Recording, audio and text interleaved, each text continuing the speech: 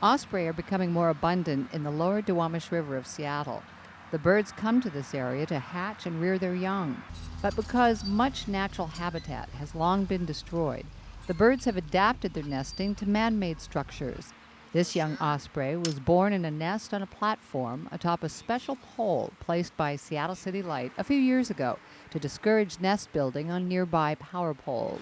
Ospreys used to nest in, or ospreys' natural substrate that they nest in, is typically snags. And as you can see, looking around here, there aren't a lot of snags remaining.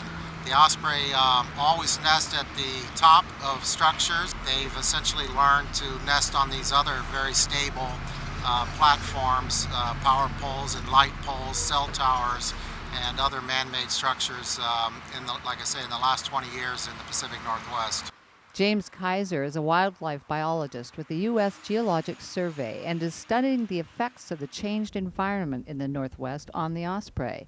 He works with utilities like Seattle City Light to provide nesting sites that are safe for the big birds, as well as minimizing problems associated with high-voltage electricity and potential power outages. The nest material can interfere with the electrical components below the cross arms, causing power outages. Of course, the danger of electrocution always exists when birds come in contact with power lines, but Kaiser is looking for another hazard to the birds: pollution. The birds started coming back to the area partly because fish stocks are improving, and the raptors need a lot of fish to feed their young nestlings, but the Duwamish also has many man-made toxic materials contaminating the fish that the osprey eat.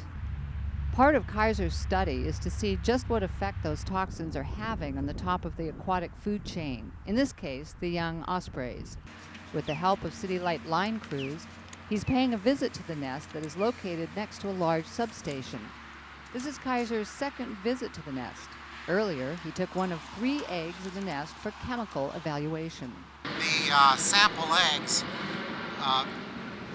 represent the contaminant burdens in the female's body.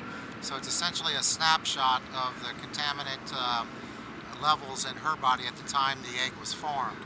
The remaining eggs hatched, and now there are 2 nestlings. Kaiser is going to capture one temporarily to further determine the health of the birds. The parent ospreys are not happy about the visit, swooping down at the bucket as it descends over 100 feet to the nest. But the birds' attacks are not enough to keep Kaiser from taking a young nestling down for some quick measurements and a blood sample. About 40 days after the eggs have hatched is we collect a blood sample from one of the nestlings and analyze the plasma for the same series of contaminants. We also collect feather samples from the birds and analyze those feathers for mercury concentrations. Osprey usually weigh from 2.5 to 4.5 pounds at maturity. Their wingspans 56 inches, and their claws are sharp for snatching fish from the water. This young female will probably be flying and learning to fish in a day or 2 after this exam. Northwest osprey migrate to Mexico and Central America during the winter months. This bird will make the trip late this summer and remain south for a couple of years before reaching breeding maturity and then returning to her birthplace. After Kaiser replaced the bird in her nest, she was fed by her father with a fresh English soul. I'm Connie McDougall for Seattle City Light.